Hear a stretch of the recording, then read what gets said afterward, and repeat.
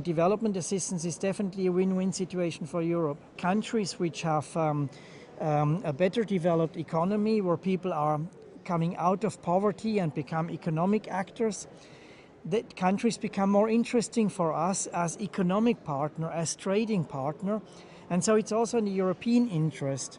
And leaving aside the economic side, there is also the question of migration, there's the question of terrorism, the question of drugs.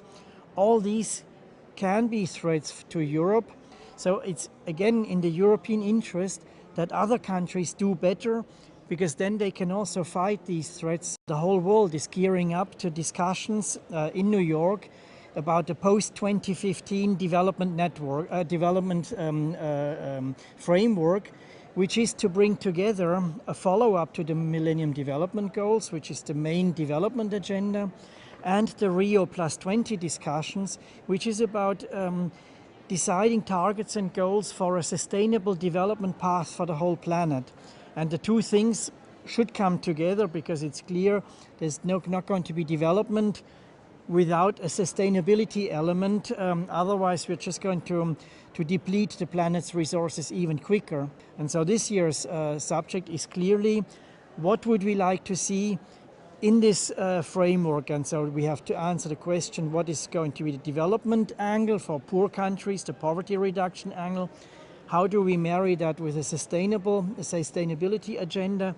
How can we protect the planet's resources but still give the poor people access to a better life? Quite a number of EU member states, like also some third countries, find it difficult to maintain or even increase the level of official development assistance they provide. Indeed, there are severe cuts in some countries in Europe who face difficulties in general, as you said.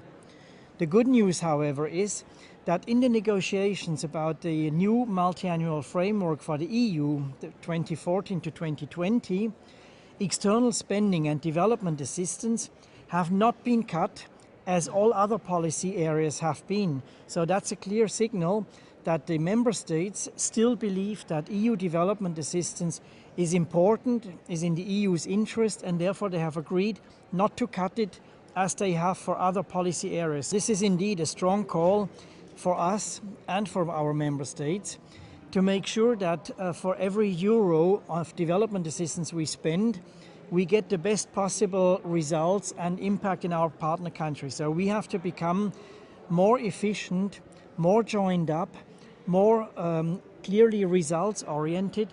So basically what we want to do is, with the same amount of money, achieve more. This is the challenge for the coming 6 or 7 years, and we're working very actively on this.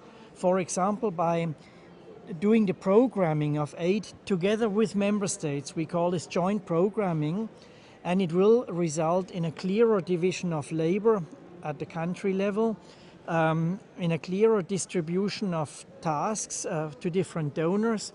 And obviously each donor can then focus on less subjects, less areas, but achieve a greater impact by concentrating the funds on less areas, knowing that other donors will address the issues in other areas.